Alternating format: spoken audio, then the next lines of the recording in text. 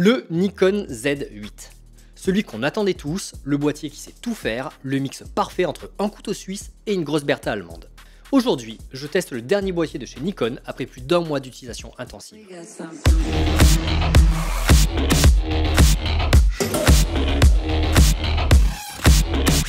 En gros, le Nikon Z8, c'est un Nikon Z9 en plus petit et en plus léger, et à 1400 balles de moins. Voilà, c'était tout, merci d'avoir regardé la vidéo et on se retrouve bientôt. Bon, c'est ce que vous avez dû entendre sur les autres tests disponibles sur YouTube, et je dois avouer n'être qu'à moitié d'accord avec ça. Pour commencer, je n'ai pas eu accès au Nikon Z8 pendant 1 ou 2 jours en Early Access.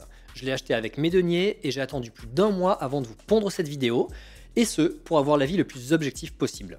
Parce que bon, il n'y a rien de mieux que le terrain pour se faire une idée de ce que vaut son matos, et de ce qu'on vaut nous aussi un petit peu quelque part. J'ai notamment pu me rendre compte que le double port USB-C, c'est pas si pratique que ça, et que le slot SD est un choix assez décevant. Mais on verra ça plus tard dans la vidéo. Le Nikon Z8 se positionne entre le Z7 II et le Z9. Alors, c'est clairement le rival du Canon R5, même si à mon avis, il le dépasse sur pratiquement tous les points, à voir ce que ça va donner avec le R5 II qui va sortir plus tard dans l'année. Mais c'est aussi le successeur du fameux D850. Grosse pression donc, quand on connaît la réputation de ce DSLR, considéré par beaucoup comme le meilleur réflexe numérique de tous les temps, toutes marques confondues, rien que ça. Alors du coup, à qui s'adresse ce boîtier? Moi je vois deux types de personnes. 1.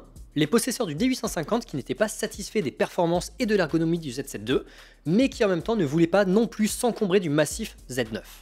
Et 2. Les possesseurs du Z9 qui cherchent un second boîtier ou une seconde caméra à la hauteur de ce qu'ils ont déjà, et c'est mon cas. On va donc voir si le Nikon Z8 répond à leur attente et si ces personnes doivent l'acheter ou pas. Alors j'ai beaucoup pesté contre l'ergonomie du Z6 et du Z7 et encensé celle du Z9. Et pour les Z8, Nikon a fait le choix judicieux de se baser sur son flagship et non pas sur les boîtiers milieu de gamme. On va retrouver exactement les mêmes boutons au même endroit que sur le Z9 à quelques exceptions près. Bon déjà, on n'a pas le grip vertical, ce qui permet de gratter pas mal de place et pas mal de poids. On est à 910 grammes sur la balance, soit 430 grammes de moins que sur le Z9. Et c'est très appréciable si vous devez l'utiliser toute la journée ou si vous devez filmer sur une gimbal ou un gibbon. Il prend plus de place qu'un Z7 II, mais reste plus compact que le D850. Personnellement, je le trouve un poil trop petit. Un demi-centimètre en plus m'aurait permis de caler parfaitement mon petit doigt. Et encore, moi, j'ai vraiment des mains de fillette, donc si vous avez des grosses paluches, vous risquez d'être un peu à l'étroit. Sinon, la poignée est bien profonde, assez sécurisante, rien à voir avec celle du Z7. Donc même si en niveau confort, on n'est pas au niveau du D850, ça reste tout à fait acceptable. Alors le gros plus du Nikon Z8 sur la concurrence et les autres boîtiers de la marque, c'est son écran inclinable. Pour moi, c'est tout simplement le meilleur du marché.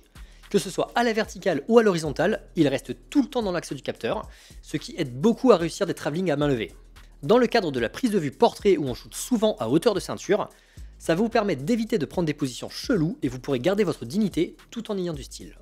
Alors oui, il ne peut pas se flipper comme les Sony, mais franchement, qui mis à part les influenceurs vlogueurs font ça? Parce que moi, je préfère 1000 fois un écran qui ne se flippe pas et qui reste tout le temps dans l'axe pour avoir des plans droits. Donc, je sais pas moi, si jamais vous voulez faire du vlog, achetez le Z30 et arrêtez de me briser les parties génitales pour rester poli. Alors, l'agencement des boutons est très bien pensé. Ils tombent tous sous les doigts et j'ai vraiment rien à redire à ce niveau-là. Ils sont tous personnalisables, même si, comme pour le Z9, on ne peut pas assigner toutes les fonctions à tous les boutons. C'est un peu un casse-tête, du coup moi je vous renvoie vers ce tableau pour savoir ce qu'il est possible de faire ou pas. Mais bon, même si c'est pas parfait, j'ai quand même réussi à customiser l'ergonomie de mon boîtier pour le rendre encore plus réactif et pour qu'il corresponde vraiment à 100% à mes besoins. D'ailleurs, point super positif, l'agencement des boutons est le même que sur le Z9. Du coup, vous pourrez capitaliser sur votre mémoire musculaire si vous avez le Z8 en second boîtier. Et ça, c'est vraiment un très gros plus. Vous allez pouvoir gagner en réactivité sur vos shoots, vous n'imaginez même pas. Il n'y a qu'un seul changement, on perd la roue de sélection sous le trèfle. Alors je trouve ça assez dommage, moi je la trouvais assez bien pratique pour changer rapidement de mode de rafale, mais bon, c'est pas non plus la mort puisqu'on peut retrouver ces options dans le menu I. Enfin, un autre point sur lequel le Z8 se démarque à la fois de la concurrence et du Z7 II, c'est la possibilité de rétro-éclairer les boutons. Alors c'est super pratique si vous shootez en low light, et les utilisateurs du D850 seront contents de retrouver cette fonctionnalité. Niveau robustesse et tropicalisation, il n'y a vraiment pas grand chose à redire. On a vraiment un sentiment de robustesse quand on prend ce boîtier entre les mains, même si je dois avouer qu'on n'arrive pas au même niveau que le Z9. On sent que certaines parties ne sont pas aussi solides, mais bon, on a quand même un bon sentiment de confiance quand on l'a entre les mains. On retrouve d'ailleurs un rideau de protection du capteur qui évitera aux poussières et autres crasses de venir se coller sur votre capteur. Alors on dirait pas comme ça, hein, mais les mirrorless ce sont des aspirateurs à merde et j'ai eu beaucoup de soucis avec le Z6. Mais jusqu'à présent, j'ai eu aucun problème avec le Z8.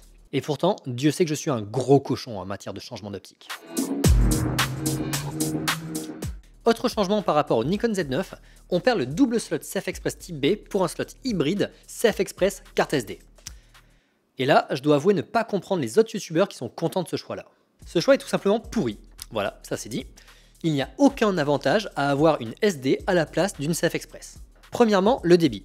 Les cartes SD les plus rapides font du 130 mégasecondes contre 1500 mégasecondes pour les CF Express Type B. Alors si vous êtes un photographe qui se respecte, vous shootez en mode sauvegarde. C'est-à-dire que le slot 2 va venir sauvegarder votre slot 1. Et donc, les perfs vont être définis par la vitesse de la carte la plus faible. Donc déjà, le fait d'avoir une carte SD, ça va venir vachement ralentir le buffer de votre appareil photo. Bon, du coup, je vais vous faire un exemple de prise de vue rafale avec une SD en débordement et une CF Express dans le slot A.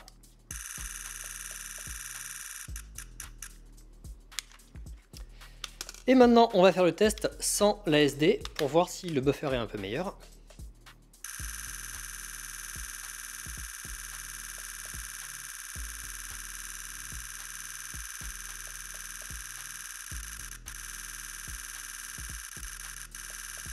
C'est long. C'est très long. Bon bref, je vais pas niquer plus que ça mon capteur. Je viens de faire je sais pas combien de milliers de photos. Vous l'aurez compris, l'ASD, au bout d'un moment, ça va vous niquer un petit peu vos perfs. Alors vous allez me dire, oui mais Nico, tu abuses, tu peux pas comparer une CF Express Type B ProGrade Cobalt avec une SD Lexar, on n'est pas du tout sur le même tarif, franchement c'est n'importe quoi ce que tu dis. Eh ben c'est faux. Depuis la crise des semi-conducteurs, les SD coûtent un bras. Au prorata vitesse-prix, on est clairement dans la faveur de la CF Express. Donc bon, vous l'aurez compris, moi, ce double slot hybride, j'en suis vraiment pas fan. Et puisqu'on parle des cartes, parlons de la trappe qui permet d'y accéder. Avec le Z8, on revient sur la trappe de l'angoisse du Z7 qui s'ouvre toute seule. Alors c'est un peu dommage d'avoir perdu le système à double loquet du Z9 qui était bien sécurisante. Mais bon, j'imagine que si Nikon a fait ça, c'est pour ajouter un effet de gamme entre le Z8 et le Z9. Bon, on va revenir sur les points un peu plus positifs du Z8, son EVF. Même si sur le papier il n'est pas aussi bon que certains de la concurrence, c'est à mon sens le meilleur du marché. Voilà, c'est dit. Il est très lumineux et n'a aucun retard ni blackout. Et quand j'utilise les boîtiers Sony de mes camarades, je dois avouer être un peu gêné par le EVF, même si sur le papier les specs sont meilleurs. Comme quoi, la taille en millions de pixels, ça ne fait pas tout. Alors, cet EVF, vous avez deux manières de l'utiliser. Soit comme un DSLR et vous allez voir la scène comme dans la vraie vie avec votre œil, comme si ça passait à travers un miroir. Ou alors, vous pouvez activer la prévisualisation de l'écran qui affichera en direct l'impact de vos réglages sur votre image. Et ça, c'est quand même assez pratique. Attention quand même, je note une légère différence de couleur entre l'EVF et l'écran LCD. J'ai l'impression que l'EVF retranscrit plus fidèlement les couleurs que l'écran LCD, qui lui est plus contrasté et un peu plus saturé.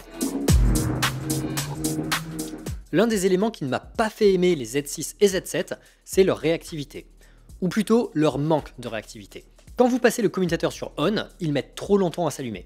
Et c'est pareil quand vous cliquez sur le bouton REC. Ils mettent une éternité à déclencher la vidéo. Et si vous avez le malheur d'allumer votre boîtier puis d'appuyer sur REC trop rapidement, le boîtier ne va pas comprendre et il ne va tout simplement pas enregistrer la vidéo. Et moi, à cause de ça, j'ai quand même perdu pas mal de plans. Bon, avec le Z8, vous n'aurez tout simplement pas ce souci. Le boîtier est ultra réactif et quand vous appuyez sur ON, il s'allume et il est prêt à l'emploi. Impossible de rater une action avec. Le mieux c'est que je vous fasse une démo, regardez.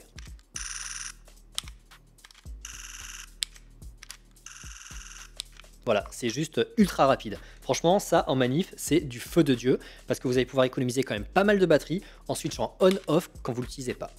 Idem pour les menus de prévisualisation. Faut que j'arrête de mettre ce mot dans mes scripts, je n'arrive pas à le prononcer. Idem pour les menus de prévisualisation des images. Sur le D850, c'était une tannée de scroller dans votre galerie. Ici, tout est fluide et vous pouvez faire un premier tri sur le terrain assez facilement.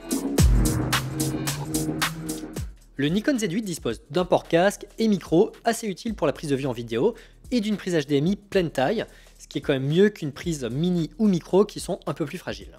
On a aussi à l'avant la prise télécommande à 10 broches, mais on perd la prise de synchronisation flash, ce qui personnellement ne me dérange pas parce qu'avec les nouvelles techno radio, cette prise n'est plus vraiment utile. On a aussi une autre nouveauté, c'est le remplacement du port Ethernet par un port USB-C. Alors ça, c'est à la fois très cool et à la fois un petit peu embêtant. Là où c'est trop cool, c'est que vous allez pouvoir utiliser un accessoire comme par exemple la Remote de Nikon, donc la MCN10. Donc c'est la poignée qui vous permet de déporter tous les boutons de la poignée ailleurs en fait, sur un Ronin par exemple. On aura donc la Remote qui va venir se connecter au premier port USB, mais en même temps, ce qu'on va pouvoir faire, c'est utiliser le second port USB pour alimenter le boîtier en énergie, en électricité, tout simplement, pour pas qu'il tombe en rate de batterie. Donc ça veut dire que vous allez pouvoir le connecter soit à une prise secteur, soit à une batterie V-mount. Donc ce double port, il corrige un défaut du Nikon Z9 qui ne permettait pas l'alimentation pendant un tournage si vous utilisiez une Remote ou bien un autre accessoire en USB-C. Par contre, là où ce double port devient embêtant, c'est en mode connecté. Pour les photographes adeptes du studio, j'imagine que vous utilisez Capture One ou bien encore Lightroom pour contrôler votre boîtier ou à minima avoir un rendu sur grand écran. Avec l'e-mirrorless, l'un des avantages du mode connecté, c'était de ne pas pouvoir tomber en rate de batterie. Le port USB-C servait à la fois à alimenter le boîtier, mais aussi à faire passer de la donnée. Donc vous pouvez shooter une journée entière sans se soucier de niveau de notre batterie, et ça c'est quand même cool parce que sur e-mirrorless, la batterie c'est pas ouf. Avec le Z8, c'est différent. Vous allez avoir un port dédié à la data, celui qu'on va utiliser pour le mode connecté, et un second port dédié uniquement à l'alimentation. Et ça c'est assez dommage parce que votre boîtier ne va donc pas être alimenté pendant que vous shootez en mode connecté. Vous allez devoir tirer un second câble pour le second port pour arriver à faire ce qu'un seul câble faisait sur le Z6, Z7 ou Z9. Alors ça aurait été cool d'avoir la possibilité d'alimenter son boîtier via le port dédié à la data, voire même pourquoi pas avoir deux fois le même port qui fait les deux, la data et l'énergie. Mais bon, je chipote un peu parce que en général quand on shoot en mode connecté, on est dans un studio ou en tout cas dans un endroit où il y a de l'électricité, des prises murales, et du coup c'est quand même assez simple de tirer un second câble pour pouvoir alimenter le boîtier. Comme le Z9, le Z8 n'a pas d'obturateur mécanique. On est en full numérique avec un capteur empilé de 45 millions de pixels. C'est bien 45 millions de pixels, c'est bien gros comme il faut. Mais bon, ça a à la fois des avantages, mais aussi des inconvénients. Premier avantage, avec un capteur empilé, vous n'aurez plus de rolling shutter sur les objets à haute vitesse. Autre avantage, vous allez pouvoir shooter à des vitesses très élevées jusqu'à 1,32 millième de seconde. Alors oui, c'est beaucoup comparé au 1,8 millième de seconde que vous proposez le D850, et surtout, c'est très pratique si vous avez des optiques qui ouvrent en 1.2, ou alors pour figer un mouvement pour des photos sportives par exemple. En étant en full numérique, vous allez avoir du flickering. Alors, en vidéo, c'est pas très grave, vous pouvez légèrement changer le shutter speed pour l'éviter, et si jamais vous êtes un ayatollah de la règle du shutter speed, DaVinci Resolve corrige très bien le flickering. En photo, c'est plus compliqué. Il y a une option pour l'éviter et elle marche très bien. Vous n'aurez pas de bande de flickering sur vos photos, par contre, ce qui va se passer, c'est que l'éclairage va être différent d'une photo à l'autre. Alors là, du coup, je vous montre un exemple. C'est un shooting que j'ai fait à Berlin le mois dernier avec Dix, que vous avez déjà vu sur ma chaîne, mais bon, on s'en fout de ça. Ce qui compte, c'est que j'avais des pavotubes pour m'éclairer, mais aussi j'avais un éclairage qui était fait par la lumière de l'immeuble. Et du coup, vous pouvez voir que quand je passe d'une photo à l'autre, des fois j'ai l'éclairage jaune de l'immeuble qui apparaît, et des fois non, c'est comme si j'étais dans le noir. Donc ça, il faut faire assez gaffe parce que c'est quelque chose qui m'arrive aussi quand je suis en événement, quand je shoot, je sais pas moi, des mariages par exemple, ou même encore des événements d'entreprise. Et souvent, d'une photo à l'autre, je ne vais pas avoir le même éclairage. Alors bon, ça peut vous donner un petit côté surprise, mais en tout cas en post-prod c'est un peu relou parce que vous allez devoir faire deux réglages différents en fonction des deux types de photos différentes. Bon, et l'autre gros souci lié au capteur full numérique, c'est l'effet de banding quand vous shootez en synchronisation haute vitesse avec des flashs. Bon alors là, je suis en train de faire une grosse vidéo dédiée uniquement à ce sujet pour vous expliquer où, quand, comment ça arrive et pour vous montrer qu'en fait, l'utilisation du Z8 ou du Z9 d'ailleurs, en synchronisation HSS, en studio ou en extérieur, ça peut être vraiment très compliqué. Alors je vous invite à patienter 2 ou 3 semaines maximum. Je suis encore en train de faire mes tests. Ensuite, je tourne la vidéo et j'essaie de la sortir le plus vite possible. Du coup, si jamais vous ne voulez pas la rater, je vous invite à vous abonner, à cliquer sur la cloche. Et puis tant qu'on y est, si vous pouvez me lâcher un petit pouce bleu et un petit commentaire, c'est cool. Ça me permet de remonter dans l'algo, de booster mon ego, de gagner quelques points de charisme. Et voilà, et je serai heureux. Bon, bref, en attendant, je vais pas vous laisser en carafe non plus. En gros, si vous shootez en HSS avec un flash, ben vous avez des chances d'avoir des bandes sur toute votre photo, et ça, c'est pas ouf. Je suis un peu déçu que le Z8 n'ait pas un shutter mécanique. J'avoue que j'espérais pouvoir me reposer dessus pour les shootings en extérieur avec flash, mais au final non. Et ça pour moi c'est sûrement le plus gros point noir de ce boîtier, voilà, ne pas avoir de shutter mécanique. Alors la montée en ISO est vraiment ouf. Jusqu'à ISO 2000, c'est très facilement rattrapable et largement vendable à un directeur artistique maniaque du focus peeping. On a un ISO natif à 64, ce qui est assez rare pour être noté. Entre ça et la vitesse à 1/32 millième, vous pourrez shooter sans souci à 1.2 dans le sud de la France, en pleine canicule, entre midi et 2. Chose qu'on fait tous. On a aussi une très bonne dynamique. Alors, plutôt que vous balancer des chiffres, je préfère vous montrer un exemple. Voilà, bon bah vous voyez qu'on rattrape très facilement la photo et que le bruit reste quand même assez minime. Le Z8 reprend le système autofocus du Z9, du coup, ben pas vraiment de surprise, il marche très bien. La détection des yeux est assez bluffante, même en basse lumière. Les photos que je vous montre ont été prises après le coucher du soleil en contre-jour, et vous pouvez voir que l'œil est bien sharp comme il faut. Là où le bas blesse, c'est sur la détection des animaux. J'ai souvent la box qui vise le torse de l'animal et non pas la tête ou les yeux. Alors bon, ça m'arrive pas tout le temps, mais suffisamment pour que je lui préfère le focus 3D ou encore le mode AFC avec 9 collimateurs centraux. Là, on est sur de la bonne vieille techno éprouvée et vous n'aurez aucun souci. Alors, j'ai pas eu trop le temps de tester l'autofocus du Z8 dans des conditions un peu extrêmes, type sport ou animalier, parce que le mois dernier, j'ai fait beaucoup de tournages vidéo ou alors de portraits. Mais pour pallier à ce manque dans ce test très sérieux du Z8, ben je vais inviter Annie. Hello les gens. Yeah. Alors Annie, c'est une meuf trop badass. Tu as été en charge d'une team Moto 2 pendant des années, donc c'est toi qui faisais toute la com, le design des motos, photos et vidéos de cette team. C'était l'American Racing. C'est fun, non? Ah, c'était trop marrant. C'est grâce à elle d'ailleurs que je suis parti 2 années à Valencia pour la finale du MotoGP. Et depuis cette année, tu bosses pour the best team du monde de MotoGP. Hein. Ouais, du coup, depuis cette année, je suis content créateur pour le HRC MotoGP. Donc avec Repsol, avec Marc Marquez, avec Joan Mir. Et je leur fais les vidéos et la création de contenu, graphisme, etc. C'est trop cool, franchement ça fout la pression.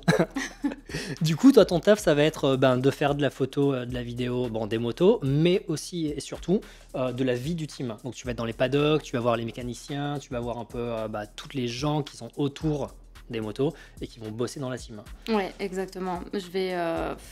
Ça peut être très varié, ça peut être très diversifié. Alors, par exemple, la dernière fois, j'ai autant pu filmer Iker Lecuena qui est venu remplacer Johan dans le camion en train de se préparer, qu'aller faire des vidéos de Michelin, le constructeur des pneus en MotoGP, et voir la vie de tout ce qui se passe. Donc, ça reste un environnement où il y a beaucoup d'informations, ça change beaucoup, enfin, il y a beaucoup de variations. Et faut être prêt et avoir du bon matos pour pouvoir rebondir, quoi. Ah ouais, parce que même techniquement, tu passes d'environnements sombres à des environnements super éclairés, du paddock à la piste, et du coup, en fait, c'est tendu comme condition de shoot, quoi. Ouais, c'est assez tendu. Alors Annie, c'est une Nikon Girls, elle a été convoitée par Sony, mais elle est restée fidèle à Nikon. Ouais. T'avais le Z6 II avant, et t'es passé au Z8 en même temps que moi, genre quand il est sorti. Je crois qu'on l'a acheté le même jour, enfin on l'a précommandé en tout cas le même jour. On l'a acheté direct. Du coup, t'es passé Nikon Z8 cette année. Ouais. Est-ce que tu as vu des changements au niveau autofocus en quoi ça a amélioré ton process? Ouais, le changement, il est juste énorme en fait. Je suis passée d'une entrée de gamme avec le Z6 II, mais qui est très bien pour commencer. Et j'avais quand même pas mal de soucis avec l'autofocus, justement, pour, par exemple, suivre une personne, essayer de filmer une conversation entre plusieurs intervenants, etc. J'avais aussi des problèmes de format parce qu'en fait, dans le Z6 II, tu peux pas filmer par exemple un ralenti en 4K, donc en fait, t'es très limité en fait, ça reste un... Ouais, c'est un boîtier de compromis quoi. Exactement, t'es obligé de trouver d'autres solutions. Alors j'avais essayé l'Atomos, j'ai essayé plein de choses pour essayer de pallier au problème. Et c'est vrai qu'il n'y avait pas de bonne solution en fait, et j'étais un peu dépitée. Il y a des fois où je me sentais complètement en restriction de tout, quoi. Et quand j'ai eu le Z8, eh ben, ça a réglé absolument tous ces soucis. Enfin, c'est un boîtier qui te permet de faire absolument tout ce que tu veux en vidéo, et les images, elles sont incroyables, enfin, selon l'objectif aussi que tu vas utiliser. Pour moi, franchement, aujourd'hui, j'ai absolument rien à redire de ce boîtier. Genre, c'est une perfection en vidéo. Non, il est incroyable. Alors, tu parlais d'optique justement tout à l'heure. Je crois savoir que tu as le 50 mm en .2. On adore cette optique, elle est juste ouf. Elle a un rendu de malade. Du coup, je suppose que tu utilises en 1.2 parce que l'intérêt de cette optique, c'est d'utiliser en 1.2. Comment il s'en sort, l'autofocus, avec un 50 mm 1.2 sur le terrain? Parce qu'à la base, c'est quand même une optique qui est faite... pour le portrait, et genre toi tu utilises en mode je shoot des motos et des gens qui réparent des motos avec. Ouais, et je m'éclate parce que c'est ce que j'aime faire. Enfin, je veux dire, c'est incroyable. Enfin, grâce à l'autofocus du Z8 en fait, c'est tellement rapide et t'as plein de modes différents à l'intérieur de ce boîtier qui te permettent en fait de pouvoir, par exemple, ou filmer des animaux et rester en autofocus sur les animaux. T'as l'autofocus avec la voiture. Enfin, t'as plein de choses en fait. Et moi, pour l'instant, j'en ai essayé juste quelques-uns. Et par exemple, celui de la détection des visages, des yeux, etc. Ça te permet en fait d'avoir un autofocus rapide qui détecte et qui reste pas sur un objet ou sur par exemple quand je filme dans le box, il peut y avoir beaucoup de gens autour du pilote quand il y a un débrief. Et quand je suis avec ma caméra et que je suis en train de filmer, l'autofocus, il va se fixer sur la personne que je lui dis, que je lui montre. Et si quelqu'un passe, l'autofocus va pas partir avec la personne qui passe, tu vois. Elle va redétecter la personne que je lui ai montrée et se refixer dessus. Et je veux dire, en plus, avec le 50, ce qui est fou, c'est que quand tu filmes en 1.2, 1.8, enfin, tu peux avoir la détection de ce personnage et elle est tellement rapide que t'as les flous autour. Ouais, ça le détache à balle, quoi. Ça le détache à fond. Et non, c'est incroyable. Ça met un coup de pression aux autres constructeurs. T'as des gens qui sont venus te voir sur un GP pour faire t'as le Z8 et tout. Ouais. Il y a Gigi qui du coup lui est le photographe qui était le photographe Valentino Rossi qui est venu me voir parce que lui il a le Z9. Il a jamais switché Sony ni rien. Il est resté les vrais restent fidèles. Il est venu me voir et il m'a demandé ce que j'en pensais et tout. Et lui, pareil, avec son boîtier Z9, il est méga happy. Donc, Après, il y en a beaucoup de chez Sony qui, aujourd'hui aussi, viennent me voir pour me poser des questions sur ce boîtier, justement, et qui sont en train de s'apercevoir que... ils n'ont pas fait le bon choix il y a 5 ans. Ouais, peut-être que le Switch n'était pas le bon, quoi. Mais après, je pense que Sony a su proposer aussi des choses à ce moment-là. J'adore casser du sucre sur le dos de Sony, mais voilà, faut pas oublier quand même qu'ils ont été super importants dans l'industrie des mirrorless et que c'est grâce à eux qu'on peut avoir ces boîtiers maintenant. Merci Sony. Putain, je pensais pas entendre ça sur ma scène un jour. Hein. Moi non plus, je pensais pas le dire. Ouais. Bon, du coup, comme on l'a vu avec Annie, s'il y a un point où le Z8 rouste la concurrence, c'est bien la vidéo. Depuis l'avènement de la monture Z et des mirrorless, Nikon fait tout pour rattraper son retard dans le domaine de la prise de vue vidéo. Et ils l'ont tellement bien rattrapé que maintenant ils sont tout simplement les meilleurs. Le Z8 a clairement été pensé pour les filmmakers. Déjà, le switch entre photo et vidéo est super rapide. Quand vous switchez, c'est tous vos paramètres qui vont changer. Alors, ça va pas garder en mémoire une vieille vitesse à 1/2 millième de seconde ou alors une ISO auto que vous auriez utilisée en photo. Non. Quand vous switchez, ça vous redonnera tous les paramètres que vous utilisiez en vidéo. Sauf le mode utilisé, mais j'ai suffisamment pesté là-dessus sur mes 2 précédentes vidéos du test du Z9 pour en reparler ici, ça va prendre beaucoup trop de temps. Du coup, si les modes A, B, C et D vous intéressent, je vous invite à visionner cette vidéo à ce timecode. Ensuite, on a plein de petits détails qui vont venir nous simplifier la vie. Le premier, c'est le cadre rouge pour signaler la prise de vue. Sur le Z6 et le Z7, on avait juste un signal rec tout petit en haut et ça pouvait arriver de ne pas le voir. Là, il n'y a pas d'ambiguïté. Vous savez quand vous tournez et plus important, quand vous ne tournez pas. Ensuite, on a la waveform. Et ça, c'est juste super important. Parce qu'un histogramme, c'est bien pour la photo, mais en vidéo, sans waveform, vous allez avoir beaucoup de mal à exposer correctement votre image, surtout en log. Il est aussi possible de configurer plusieurs zébras et de switcher de l'un à l'autre assez rapidement avec le menu I. Vous allez donc pouvoir être ultra précis dans l'exposition de vos plans. Perso, j'en ai un qui est configuré à 75 et l'autre à 80 ou 85 si je me souviens bien, et ça me permet de pouvoir switcher de l'un à l'autre en fonction des conditions de luminosité. Niveau résolution, c'est juste la folie. On a droit à du HD, de la 4K et même de la 8K, oversamplé histoire d'ajouter encore plus de qualité, et le tout sans crop. Si, vous allez pouvoir passer de la 4K à la 8K sans changer votre composition. Et ça, c'est vraiment trop cool. Et c'est pareil pour les framerates. Que vous shootiez à 25, 50 ou 100 images secondes, vous n'aurez pas de crop.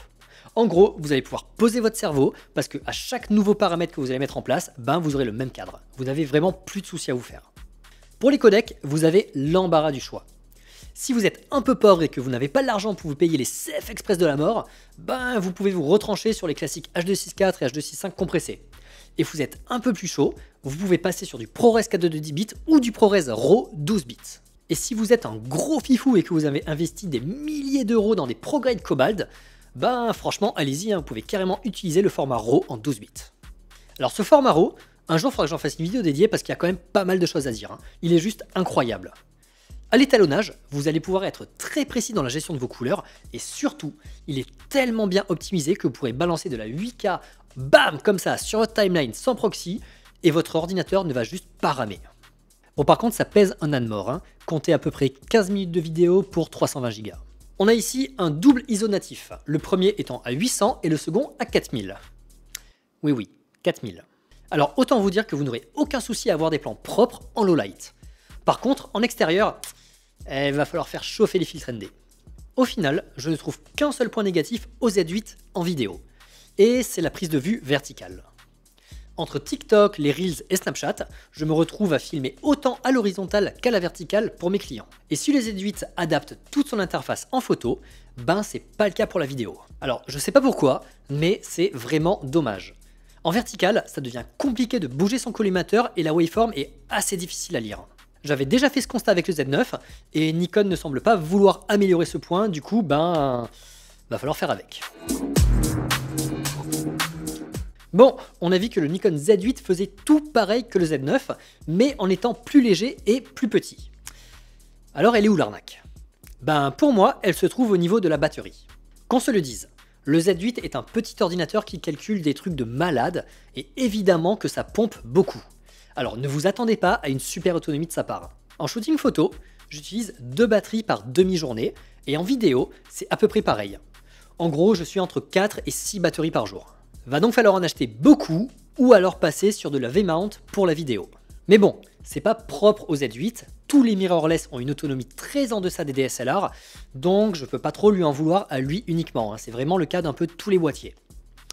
Et puis bon, au final, après avoir interviewé Annie, elle me dit que ça se passe plutôt bien pour elle. Si, j'aurais une dernière question par rapport à l'autonomie. Vu que toi tu shootes quand même beaucoup toute la journée, est-ce que tu as des soucis d'autonomie par rapport à la batterie? Alors, bon, moi j'en ai toujours 4 Ouais. cas, donc... Avec 4 tu tiens une journée Ouais. Ouais, ok. Après, ça dépend sur quel format tu shootes. Moi je reste sur des formats qui restent MP4, Move, etc. Ouais, tu shootes pas en RAW. Je l'ai fait au début. Et c'est vrai que après, si tu shootes en RAW, en 4K, etc., ça va te bouffer ta batterie vachement plus rapidement. Je pense qu'avec 2 batteries, moi ma journée elle tient... Ouais, 2 batteries c'est ouf parce que moi avec 2 batteries je tiens une demi-journée. Ouais. Et pour tenir une journée en vidéo il m'en faut entre 4 et 6. Mais je shoote en RAW. Tu shootes en RAW. Je pense que si je shootais en RAW, j'aurais le même problème. Alors on en pense quoi de ce petit Z8 Qu'est-ce qu'il vaut En fait c'est une vraie petite bombe. Pour être honnête avec vous, c'est le boîtier dont je rêvais quand je suis passé au mirrorless. J'ai un peu acheté le Z9 par défaut parce que je n'aimais pas du tout le Z7 II et je le trouvais trop bas de gamme par rapport à mon D850. Oui, je trouvais le Z9 un peu trop gros, un peu trop lourd, mais j'ai su m'y contraindre. Alors maintenant que Nikon propose la possibilité d'avoir un Z9 dans un boîtier plus petit et plus léger, bah c'est juste la folie. Alors oui, on a un compromis à faire au niveau de l'autonomie. Mais bon, faut pas abuser non plus, il fait tout et très bien, évidemment qu'il pompe de l'électricité à n'en plus pouvoir. Mais pour 4600 €, c'est juste ouf. C'est tout simplement le meilleur rapport qualité-prix du marché, toutes marques confondues. Et si on le compare au Z9, on est à 1400 € de moins pour la même chose. Bon, du coup, il va convaincre qui ce boîtier? Bah, primo, le photographe qui est resté sur DSLR probablement avec un D850, lui, il peut y aller les yeux fermés. Le Z8 est clairement son successeur et il ne sera pas déçu des performances en photo. Ensuite, le photographe qui cherche à diversifier son offre en se mettant à la vidéo, bah lui aussi il peut y aller. Le Z8 est assez didactique et c'est un boîtier parfait pour les filmmakers. On a aussi le vidéaste qui cherche une bête de course sans pour autant vouloir aller taper dans de la raid. Bon bah pour lui le Z8 est parfait. Le format RAW et toutes les options vidéo qu'on a vues un petit peu plus haut, bah elles ont clairement été pensées pour des vidéastes confirmés. Enfin, il y a le possesseur du Nikon Z9 comme moi. Alors, est-ce que je vais revendre mon gros flagship pour rester sur le Z8? Clairement pas. Je prends le Z8 comme un second boîtier. Ou plutôt, je ne vais pas avoir de lien hiérarchique entre les deux. Ils ont les mêmes perfs et ils seront donc mes deux boîtiers principaux. Lorsque j'en ressentirai le besoin, je les utiliserai tous les deux en même temps. Le fait d'avoir le même capteur et la même gestion des couleurs, bah ça va me permettre de gagner beaucoup de temps en post-prod. Sur Capture One, je vais pouvoir copier-coller mes réglages indifféremment du boîtier utilisé, et en vidéo, ça va me faire gagner énormément de temps à l'étalonnage. Par exemple, sur le dernier clip que j'ai tourné, bah, j'ai utilisé le Z8 en caméra de voiture parce qu'il est plus léger et je me sentais plus safe de le mettre sur des ventouses, et le Z9 en caméra d'intérieur parce qu'il est bien plus maniable. Et je gagne un temps de malade à l'étalonnage parce que le rendu est exactement le même sur les deux. D'ailleurs, si vous hésitez entre le Z8 et le Z9, je sors la semaine prochaine une vidéo comparative entre les deux. Donc si ça vous intéresse, je vous invite à vous abonner et à cliquer sur la cloche pour ne pas la rater. Bon, on arrive à la fin de cette vidéo. Un grand merci à Annie d'être passée pour donner son avis éclairé. Un grand merci aussi à Selim, mon stagiaire de cet été, qui m'a épaulé sur tous les tournages et qui m'a supporté pour réaliser les plans de coupe de cette vidéo. Sur ce, je vous laisse et on se retrouve bientôt pour de nouvelles aventures endiablées. Wouh!